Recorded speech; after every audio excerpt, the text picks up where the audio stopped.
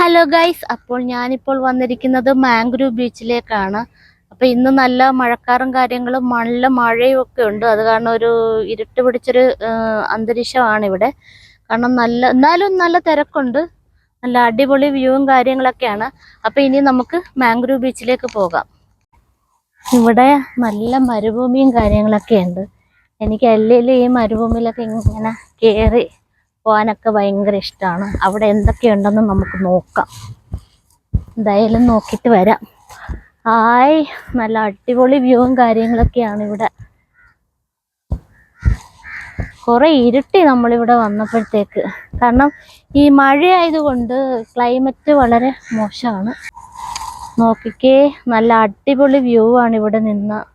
കണ്ടോ, നല്ല രസമുണ്ട്. അതിൻ്റെ മേളിൽ അവിടെ സ്റ്റെപ്പ് വെച്ചിട്ടുണ്ട്, കയറാൻ പറ്റും നമുക്ക്. ഈ കാണുന്നതാണ് കണ്ടൽ ചെടികൾ. ഇവിടെ ഒരു ഏരിയ മുഴുവനും കണ്ടൽ ചെടികളും ബീച്ചും തന്നെയുണ്ട്. എന്നാൽ ഓപ്പോസിറ്റ് സൈഡ് വരുന്നത് മരുഭൂമിയുമാണ്. ഇതിൻ്റെ കുഞ്ഞു വിത്തുകളൊക്കെ വീണിട്ട് താഴെ ഇങ്ങനെ മുള്ളു പോലെ നിറയെ പിടിച്ചിട്ടുണ്ടായിരുന്നു.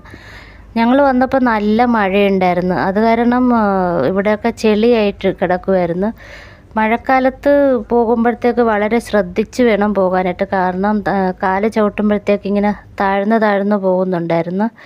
പിന്നെ ഇവിടെ ബോട്ടിങ്ങിനുള്ള സൗകര്യം ഉണ്ടായിരുന്നു. പക്ഷേ അന്തരീക്ഷം മോശമായതുകൊണ്ട് ഇന്ന് ബോട്ടിംഗ് ഉണ്ടായിരുന്നില്ല. ഞങ്ങൾ പിന്നെ കുറേ നേരം അവിടെയൊക്കെ കറങ്ങി ചുറ്റി നടന്നിട്ട് പിന്നെ പോകാനൊരുങ്ങിയപ്പോഴാണ് വഴിയരികിൽ ഒരു ചുവന്ന ചെടി കണ്ടത്. പിന്നെ അവിടെയൊക്കെ പോയി അതൊക്കെ കണ്ടിട്ട് ഞങ്ങൾ തിരിച്ചു പോവുകയാണ് ഗൈസ്.